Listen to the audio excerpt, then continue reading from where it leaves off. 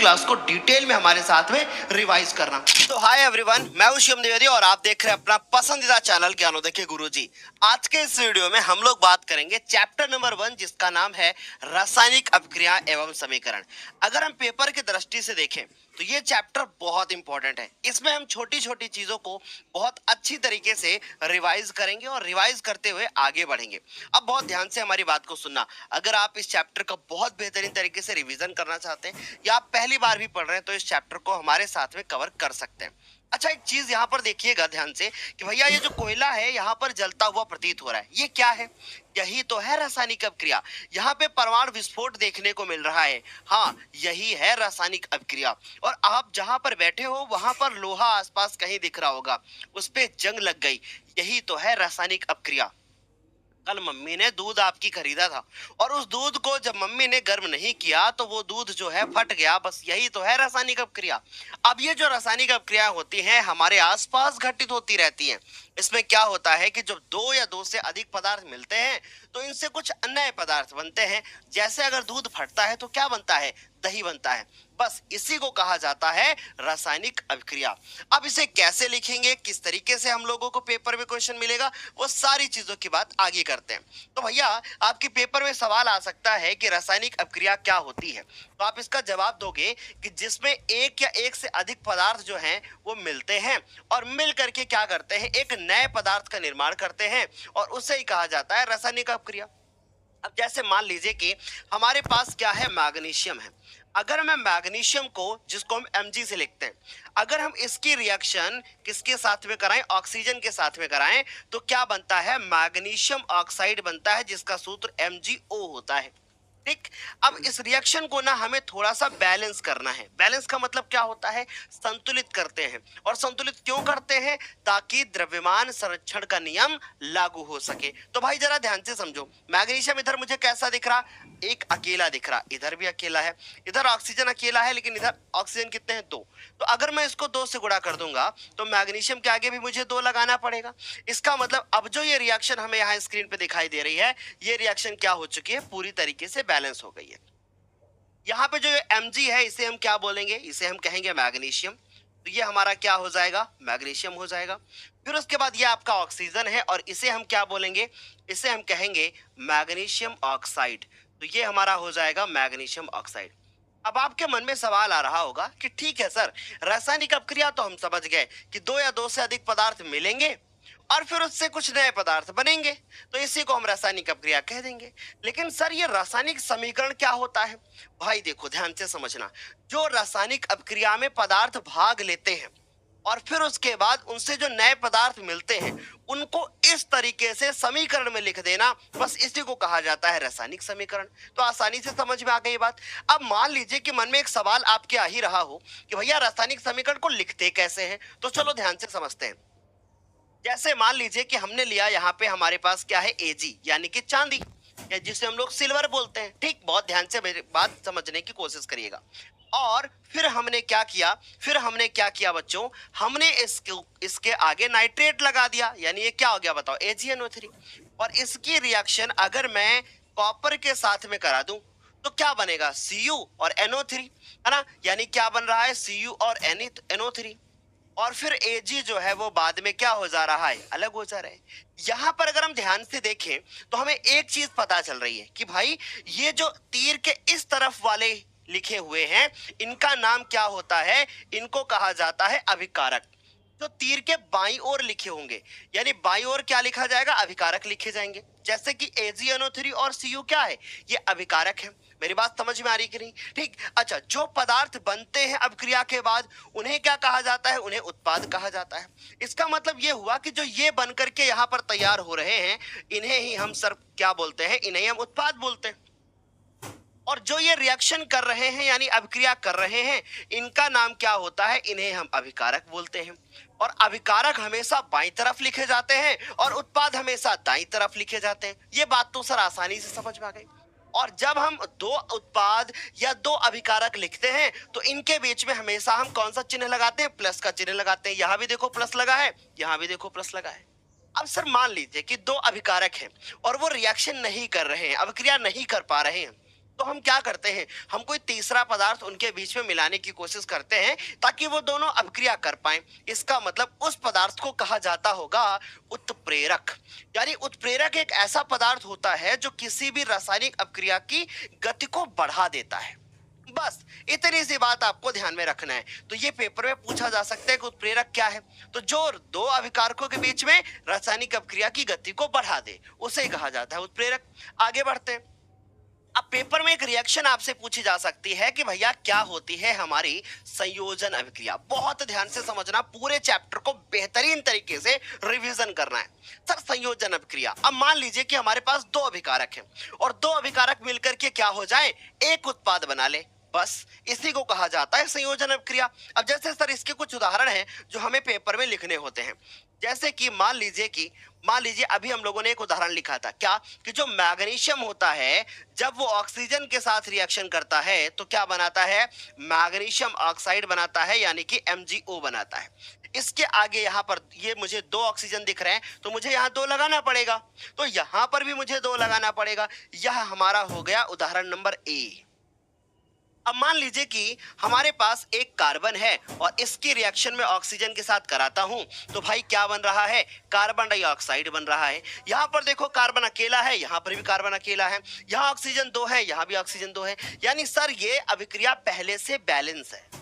और ये सवाल भी बन सकता है पेपर में कि भैया अभिक्रिया को बैलेंस क्यों करते हैं, संतुलित क्यों करते हैं, ताकि जो अभिकारक के परमाणु हुए हों, जो अभिकारक के परमाणु हों और जो उत्पाद के परमाणु हों, उनकी संख्या आपस में क्या हो जाए, बराबर हो जाए। ठीक, मेरी बात समझ में आ गई। और द्रव्यमान संरक्षण नियम जो है वो लागू हो जाए। अब मेरी बात फिर से समझना भाई, ये द्रव्यमान संरक्षण नियम क्या है। इसका मतलब कि भैया ना तो हम द्रव्यमान को बना सकते हैं और ना ही हम द्रव्यमान को क्या कर सकते हैं, नष्ट कर सकते हैं। हम उसे एक अवस्था से दूसरी अवस्था में बदल सकते हैं, बस। इसका मतलब सर समझ गए कि जितना भी द्रव्यमान इधर होगा उतना ही द्रव्यमान इधर होना चाहिए, और वो तभी हो सकता है जब इधर जितने परमाणु हैं उनकी संख्या, इधर जितने परमाणु हैं उनकी संख्या आपस में बराबर हो तब। तो सर समझ गए ना। आगे बढ़ते हैं। संयोजन अभिक्रिया हमारी समाप्त। अब आती है हमारे पास अपघटन अभिक्रिया। Very simple. अब मान लीजिए कि बहुत ध्यान से हमारी बात को समझना, मान लीजिए कि हमारे पास एक पदार्थ है और वो पदार्थ कौन सा है, वो है हमारे पास Ag और उसके बाद AgCl। बहुत ध्यान से समझना, कौन सा है भाई, AgCl। ठीक, अब क्या हुआ, ध्यान से समझिए भैया। AgCl यानी कि सिल्वर क्लोराइड जिसे कहा जाता है। अब जो ये सिल्वर क्लोराइड है ये दो पदार्थों में टूट जाए, अर्थात वो पदार्थ क्या कहलाएंगे, उत्पाद। जैसे कि मान लीजिए सिल्वर हो जाए अलग और चांदी क्या हो जाए, क्लोरीन हो जाए अलग। यानी सर हम बहुत अच्छे से सर समझ गए, बहुत अच्छे से सर समझ गए कि सर जब हम सिल्वर क्लोराइड को लेते हैं तो उससे चांदी यानी कि सिल्वर अलग हो जाती है, क्लोरीन गैस अलग हो जाती है। बस इसी अभिक्रिया को ध्यान से देख लो कि एक कोई भी हमारे पास अभिकारक होगा, वो टूट जाएगा कुछ दो उत्पादों में, बस इसी को कहा जाता है अपघटन अभिक्रिया। यानी सर समझ गए कि जब कोई भी एक बाहरी पदार्थ या बाहरी प्रभाव के कारण कोई भी पदार्थ जो है वो टूट जाता है और दो या दो से अधिक क्या बना देता है, उत्पादों का निर्माण कर देता है। वो उत्पाद मतलब पदार्थों का निर्माण कर देता है। तो इस अभिक्रिया को हम अपघटन अभिक्रिया कहते हैं। सर बहुत आसान है, लेकिन सर क्या इन अपघटन अभिक्रिया के नाम और भी हो सकते हैं क्या? हाँ, इसे हम वियोजन अभिक्रिया के नाम से भी जानते हैं। थोड़ा ही अंतर होता है दोनों में, पर हमारे पेपर के लिए अपघटन ही इंपॉर्टेंट है। तो हमने क्या कहा, अपघटन अभिक्रिया हमारी क्या हो गई, एक कंप्लीट हो गई। लेकिन सर यहाँ पर मुझे बताइए कि आप कह रहे हैं कि जब सिल्वर क्लोराइड जो होती है वो किसी बाहरी प्रभाव के कारण जो है वो टूटती है, यहाँ पर बाहरी प्रभाव कौन सा है? तो यहाँ पर जो बाहरी प्रभाव है वो है बच्चों क्या, सूर्य का प्रकाश। यानी सूर्य के प्रकाश की उपस्थिति में जो ये सिल्वर क्लोराइड होता है ये टूट जाता है सिल्वर में और क्लोरीन में। इधर सर क्लोरीन मुझे दो दिख रहे हैं, इसका मतलब मुझे दो इधर लगाना पड़ेगा, और जब इधर दो लगाएंगे तो इधर भी मुझे दो लगाना पड़ेगा। ये जो अभिक्रिया आपको स्क्रीन के ऊपर दिखाई दे रही है, इस अभिक्रिया का एक नाम होता है, इसे कहा जाता है प्रकाश अपघटन अभिक्रिया। नोट कर लेना बच्चों, इसे कहा जाता है प्रकाश अपघटन अभिक्रिया। ठीक है, ये हो गया प्रकाश अपघटन। ऐसे ही अगर हम बात करें तो जैसे हमारे पास है कैल्शियम और कार्बोनेट। अब क्या होगा कि कैल्शियम कार्बोनेट जो अगर हम इसको गर्म कर दें यानी हम इसको उष्मा दे दें तो क्या होगा, ये कैल्शियम कार्बोनेट टूट जाता है कैल्शियम ऑक्साइड में और कार्बन डाइऑक्साइड में। रिएक्शन बैलेंस है। इस अभिक्रिया को कहा जाता है, इस अभिक्रिया को कहा जाता है बच्चों, इसे कहते हैं हम, इसे कहते हैं उष्मीय अपघटन अभिक्रिया। इसे कहा जाता है उष्मीय अपघटन अभिक्रिया। ठीक है, आ रही बात समझ में? सर इसी प्रकार से मान लीजिए कि आपके पास दिया गया हो H2O यानी कि पानी, और जब हम इसमें देते हैं क्या, जब हम इसमें देते हैं विद्युत यानी कि बिजली बच्चों, तो ये क्या होता है कि इससे हमारी हाइड्रोजन गैस और ऑक्सीजन गैस बनती है। एक रिएक्शन बैलेंस नहीं है हमारी, तो हम क्या करेंगे, यहाँ 2 लगाएंगे, तो हाइड्रोजन तो हो गए 4, यहाँ पर भी 2 लगा देंगे। रिएक्शन क्या हो गई, बैलेंस। यानी सर हम बहुत आसानी से इस बात को समझ गए। और एक चीज बहुत अच्छे से याद रखना, आप ढूंढते रहेंगे लेक्चर्स यूट्यूब पे, वन शॉट आपको बहुत सारे मिल जाएंगे, लेकिन यहाँ पर कंप्लीट कोई चीज छूटनी नहीं चाहिए। एक भी रिएक्शन ऐसी नहीं कराऊंगा जो एक्स्ट्रा हो, और एक भी रिएक्शन ऐसी नहीं कराऊंगा जो आपके सिलेबस के क्या हो जाए, बाहर हो जाए। एक एक चीज आपके सिलेबस की होगी और कोई भी ऐसी रिएक्शन नहीं होगी जो आज की क्लास में छूट जाए। तो भाई इस पूरी क्लास को डिटेल में हमारे साथ में रिवाइज करना। इसको कहा जाता है विद्युत अपघटन, इसको कहा जाता है बच्चों विद्युत अपघटन अभिक्रिया। तो यहां तक आराम से इतनी बात हमारे प्यारे बच्चों को समझ में आ गई होगी। आगे बढ़ेंगे, अब हम बात करते हैं किसकी, विस्थापन अभिक्रिया की। पेपर की दृष्टि से यह रिएक्शन बहुत इंपॉर्टेंट है। अब इसमें क्या करते हैं, कोई एक अधिक क्रियाशील तत्व होता है और वो किसी कम क्रियाशील तत्व को उसके लवण से विस्थापित कर देता है। अब यहाँ पर जो ये हमारे पास A है, ये A जो है वो क्या है, ये अधिक क्रियाशील है। यानी ये कौन है, ये अधिक क्रियाशील है। ठीक है, मेरी बात समझने की कोशिश करिएगा।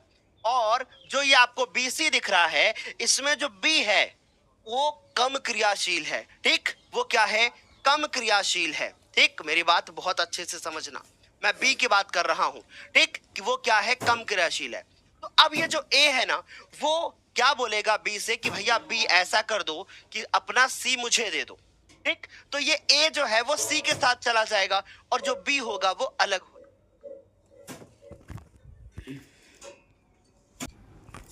ये अभिक्रिया हम एक उदाहरण लिख देंगे और यही आपके पेपर में आ जाएगा। बहुत ध्यान से सुनो, कॉपर सल्फेट, इसमें कॉपर जो है ना वो बहुत कम क्रियाशील है, किसकी तुलना में, Fe की तुलना में। यहां पर Zn भी लिख सकते हैं, जिंक भी लिख सकते हैं। तो जो Fe है वो अधिक क्रियाशील है, जबकि कॉपर जो है वो कम क्रियाशील है। सर ये कैसे याद करेंगे, अभी हम आपको एक टेबल दे देंगे, उसको देख के तुरंत आप जो है बहुत अच्छे से बता पाओगे कि कौन ज्यादा क्रियाशील है, कौन कम क्रियाशील है। तो Fe जो है जब वो सल्फेट के साथ मिलता है तो फिर क्या बना देता है, FeSO4 बना देता है और बेचारे कॉपर को क्या कर देता है, अलग कर देता है। यहां पर अगर हम ध्यान से देखें तो इसे हम क्या बोलते हैं, इसे कहते हैं हम आयरन, और इसे कहते हैं बच्चों कॉपर सल्फेट, इसे कहते हैं हम कॉपर सल्फेट, और इसे कहा जाता है आयरन सल्फेट। मेरी क्लास को आपको 2x पे नहीं लगाना पड़ेगा, है ना, ये क्लास पहले से ही हमारी क्या है, 2x पे है, राइट। तो यहां तक हमारे बच्चों को आसानी से ये बात समझ में आ रही होगी। चलिए आगे चलते हैं, बहुत बेहतरीन तरीके से टेबल देखते हैं। ये रही हमारी टेबल। अगर आप इस टेबल में ध्यान से देखोगे तो आपको एक चीज पता चलेगी कि भैया यहाँ पर था हमारा कॉपर और यहाँ पर हमारे पास है क्या, यहाँ पर है Fe। जो चीज ऊपर होगी वो ज्यादा क्रियाशील होगी। ठीक, जैसे Fe ज्यादा क्रियाशील है और कॉपर क्या है, कम क्रियाशील है। अगर इसी तरीके से मैं एक रिएक्शन कराना चाहूं, मैं जो है लिख दूं FeSO4 और मैं Zn से रिएक्शन कराना चाहूं तो Zn ऊपर है ना और Fe नीचे है। Zn क्या बोलेगा SO4 से कि ऐसा है, मेरे साथ में आ जाओ। ठीक है, आ रही बात समझे, और Fe को अलग कर दो, ये रिएक्शन भी क्या हो जाएगी, कंप्लीट हो जाएगी। वेरी सिंपल ना। चलिए अब दूसरी अपक्रिया समझते हैं जो कि हमारे पास क्या है, जो कि हमारे पास है द्विविस्थापन अपक्रिया। अब ये द्विविस्थापन अपक्रिया क्या है, इसमें क्या होता है बच्चों, ध्यान से हमारी बात को समझने की कोशिश करना। यहाँ पर A होगा, यहाँ पर B होगा, ये C है, ये D है, उसके बाद ये A है और D है, और उसके बाद B है और C है। अब बहुत ध्यान से हमारी बात को समझिएगा, बहुत ध्यान से हमारी बात को समझिएगा। ठीक, यहाँ पर ध्यान से देख लो, अब क्या होगा, अब क्या होगा, ध्यान से देखो बच्चों, ए और बी, यहां पर एक धनायन है, दूसरा ऋणायन है। ए धनायन है, बी ऋणायन है, सी धनायन है, डी ऋणायन है। तो क्या होगा, ये लोग अपने आयन को ही बदल लेंगे। ए जो होगा वो डी के साथ चला जाएगा और जो सी होगा वो बी के साथ में आ जाएगा। समझ गए? फिर उसके बाद देखो, ए जो था वो डी के साथ चला गया और जो सी था वो बी के साथ आ गया। सर उदाहरण बता दो, क्योंकि यही तो पेपर में आएगा हमारे। चलो उदाहरण जरा ध्यान से देखो। मान लीजिए कि आपके पास लिखा हो NaNaNO3, यानी जिसका नाम होता है सोडियम, जिसका नाम होता है सोडियम नाइट्रेट। बहुत ध्यान से समझो बच्चों, जिसका नाम क्या है, सोडियम नाइट्रेट। अब जो है यहां पर हमारे पास लिखा हुआ है Ag और फिर लिखा हुआ है Cl, जिसका नाम होता है सिल्वर क्लोराइड, जिसका नाम क्या होता है, सिल्वर क्लोराइड। बहुत ध्यान से हमारी बात को समझना बच्चों, ठीक, क्लियर है? अगर Na ना किसके साथ जाएगा, Cl के साथ जाएगा, तो क्या बना देगा, NaCl बना देगा। और जो Ag है वो NO3 के साथ जाएगा तो क्या बना देगा, AgNO3 बना देगा। बोलो वेरी सिंपल ना, कितना आसान है भैया। कि यहां पर हमने देखा कि एक ऐसी अभिक्रिया हो रही है जिसमें दो अभिकारक अपने आयनों की अदला बदली कर ले रहे हैं। ऐसी अभिक्रिया को हम द्विविस्थापन अभिक्रिया कहते हैं।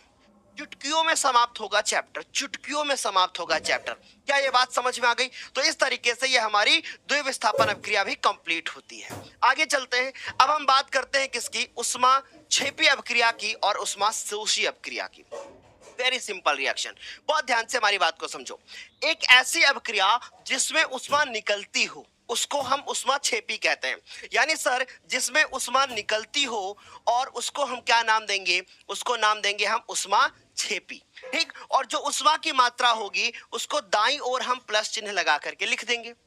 बहुत सिंपल है। जैसे उदाहरण ले देखो, जैसे हमने लिया कार्बन और फिर हमने ऑक्सीजन से क्या करा दी, रिएक्शन, और बन गया क्या, कार्बन डाइऑक्साइड। लेकिन फिर हमने देखा कि भैया इसमें कुछ उष्मा भी निकली और फिर जब रिजल्ट चेक किया तो पता चला 94 kilo calorie. Sir kilo calorie क्या है, ये उष्मा का मात्रक है। उष्मा का मात्रक क्या होता है, कैलोरी, यानी किलो का मतलब 1000, 94,000 कैलोरी, या फिर लिख सकते हो 94 किलो कैलोरी, एक ही बात है। कार्बन जब ऑक्सीजन के साथ जलता है तो कार्बन डाइऑक्साइड बनाता है और इतनी उष्मा निकलती है, ये हो गई उष्मा क्षेपी अभिक्रिया। सर हमारे सर बोलते थे कि एक ऐसी अभिक्रिया जिसमें उष्मा निकलती हो उसे उष्मा क्षेपी अभिक्रिया कहते हैं, और जिसमें उष्मा देनी पड़ती हो उसे उष्मा शोषी अभिक्रिया कहते हैं। यानी जैसे एक उदाहरण देखो भाई, जैसे हमने कहा ये कौन है, ये नाइट्रोजन है, ये कौन है, ऑक्सीजन है, ठीक। जब नाइट्रोजन ऑक्सीजन के साथ मिल रहा है तो इससे बन रहा है NO। यार भाई इतनी बात मेरी समझ में आ रही है? अब क्या हो गया कि भाई दो नाइट्रोजन दो ऑक्सीजन, आगे क्या लगा दो, दो लगा दो। लेकिन देखा गया कि जब नाइट्रोजन ऑक्सीजन की रिएक्शन करानी थी तो भैया उष्मा निकली नहीं। जब तक उष्मा नहीं दिया तब तक रिएक्शन नहीं हो रही थी, यानी इसमें उष्मा देना पड़ रहा है, और जिसमें उष्मा देना पड़ता है उसमें माइनस चिन्ह के साथ में उष्मा उधर लिखी जाती है। रिजल्ट चेक किया गया तो पता चला 45 किलो कैलोरी। रिजल्ट चेक किया गया तो पता चला 45 किलो कैलोरी उष्मा देनी पड़ रही है। ये बात सारे बच्चों को समझ में इतनी आ गई होगी। यानी सर समझ गए, वह रासायनिक अभिक्रिया जिसमें उत्पाद तो बने लेकिन उष्मा की आवश्यकता और हमें पड़ जाए, ठीक। और जो भी उष्मा होगी उसकी मात्रा को हम दाईं ओर लिख दें, उस तरफ लिख दें। बोलो क्या ये बात तुमको समझ में आ रही है? अब एक काम कर दो, इस वीडियो को जल्दी से सबसे पहले लाइक करके इसको अपने दोस्तों को भी भेज दो, ताकि उनको भी पता चल जाए कि भाई बहुत कम समय में इस चैप्टर को कैसे पूरा किया जाता है। और ज्ञानोदय पे आपको जो भी मिलेगा परफेक्ट मिलेगा, कितना भी समय लगे लेकिन डिटेल में मिलेगा। चलो आगे देखो बच्चों। आजकल सब बोलते हैं SIP स्टार्ट कर, कब, कहाँ, कैसे और कितना, ये कोई नहीं बताता। बस ये चैप्टर हमने पढ़ा भी रखे हैं, बहुत अच्छे से देखो जरा ध्यान से। अब हम समझेंगे ऑक्सीकरण अभिक्रिया और अपचयन अभिक्रिया। देखो भाई बहुत अच्छे से समझना, ये जो ऑक्सीकरण अभिक्रिया लिखा है ना, इसका दूसरा एक और नाम होता है, बहुत सोच समझ करके एक एक शब्द बोल रहा हूं, बहुत ध्यान से सुनना। ऑक्सीकरण अभिक्रिया का जो दूसरा नाम होता है वो होता है उपचयन अभिक्रिया। एक ऐसी अभिक्रिया जिसमें ऑक्सीजन जुड़ जाए किसी भी एक पदार्थ के साथ, ठीक, और उसमें हाइड्रोजन अलग हो जाए, उसको कहते ऑक्सीकरण।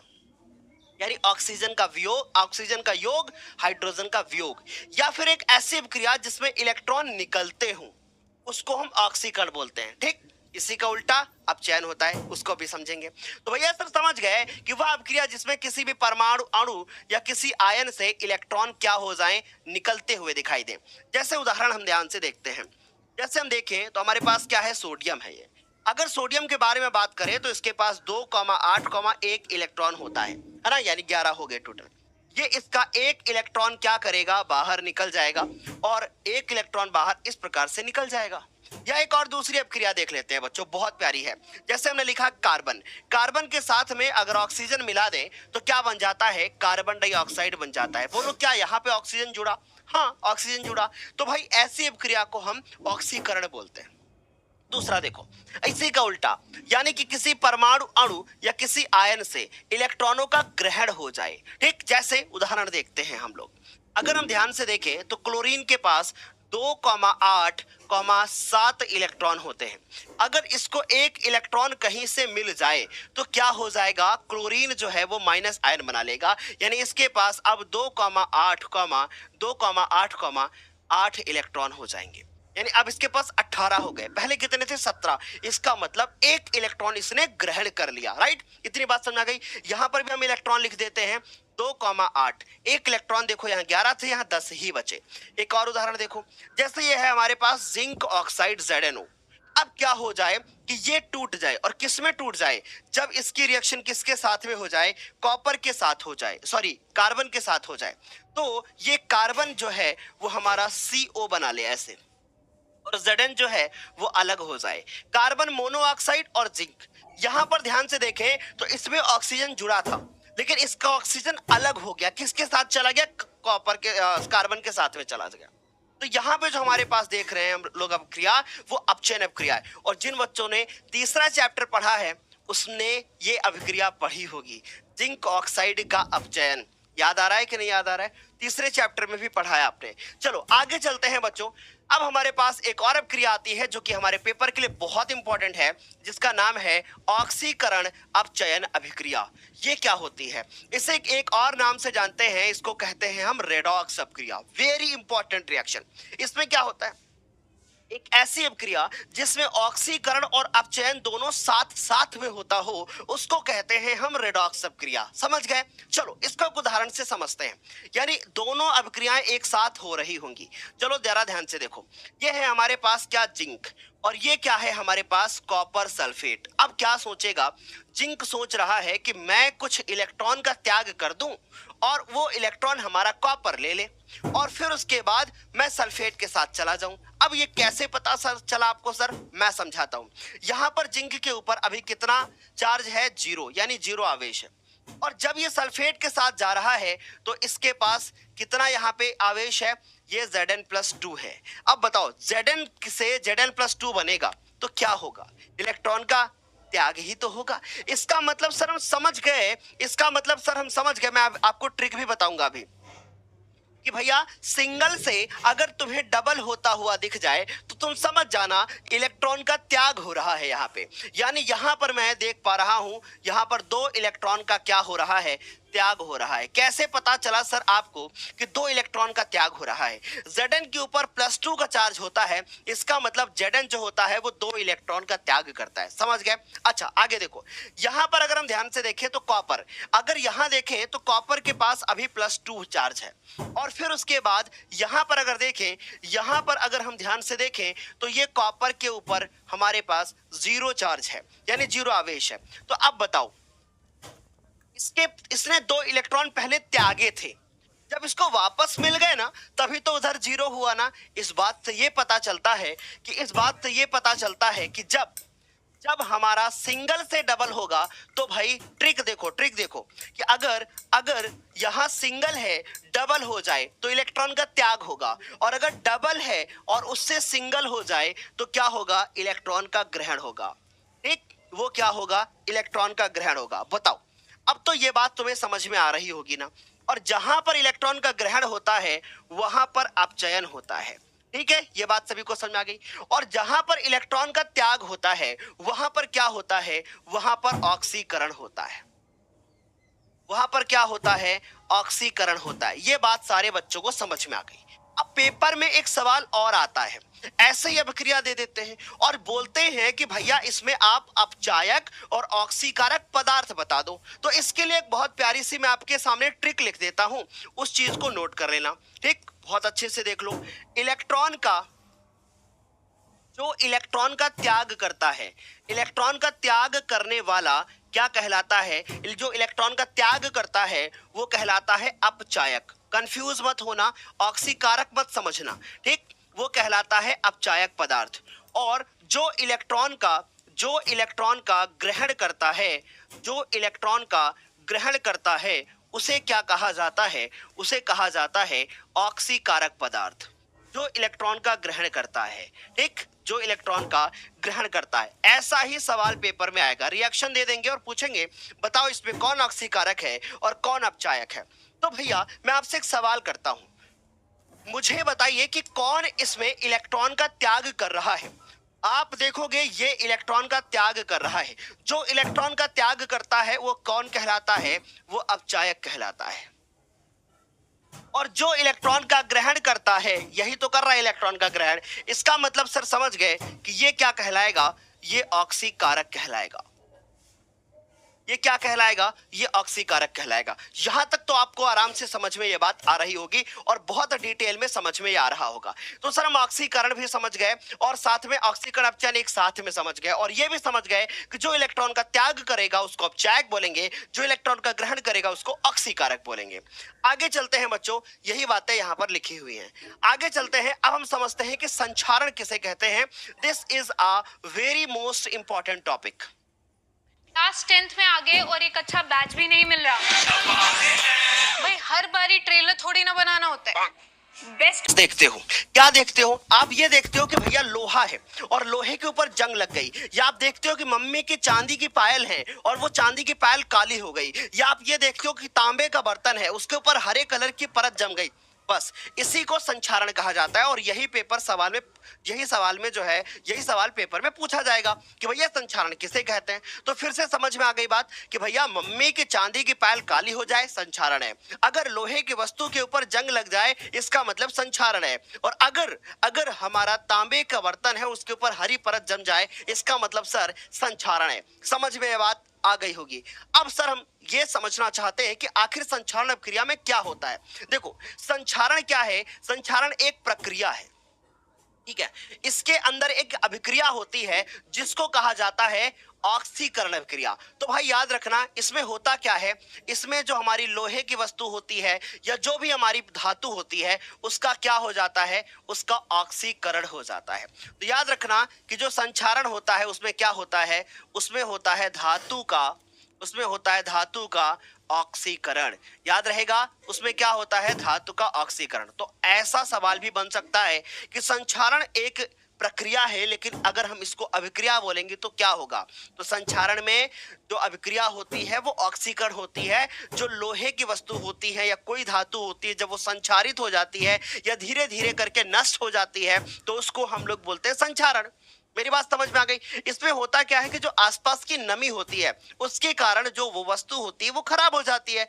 अब मन में बड़ा सवाल आ रहा है कि अगर पेपर में ये सवाल आ जाए कि भैया कैसे हम इसको बचा सकते हैं संचारित होने से, तो भाई देखो लोहे की वस्तु पे अगर हम पेंट कर दें तो वो वस्तु क्या हो जाएगी, खराब होने से बच जाएगी। या फिर हम समय समय पे क्या कर दें, पॉलिश करते रहें तो क्या वो वस्तु खराब होगी, नहीं। जैसे हम दरवाजे के ऊपर पॉलिश वॉलिश कर देते हैं कभी कभी।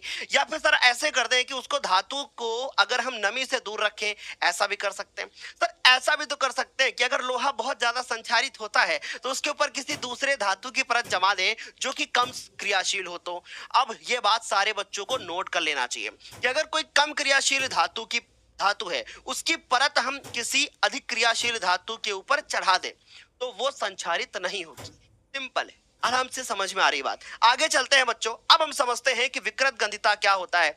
ये टॉपिक बहुत इंपॉर्टेंट है। ध्यान से देखो, विकृत गंधिता, नाम से ही पता चल रहा है विकृत का अर्थ होता है अजीब, यानी विकृत का अर्थ क्या होता है अजीब, और गंधिता का मतलब होता है गंध, यानी कि सर विकृत गंधिता का नाम ही पता चल गया कि सर अजीब गंध, ठीक है, अजीब गंध। अब ये अजीब गंध किसमें आएगी? जैसे आप देखो, अगर मान लीजिए पापा आपके पनीर लेकर के आए और वो पनीर क्या हुआ, एक बर्तन में आपने रख दिया और फ्रिज में नहीं रखा उसको, और सुबह उठ करके चेक किया तो वो क्या हो गया, पनीर खराब हो गया, उस पर बहुत स्मेल आ रही है।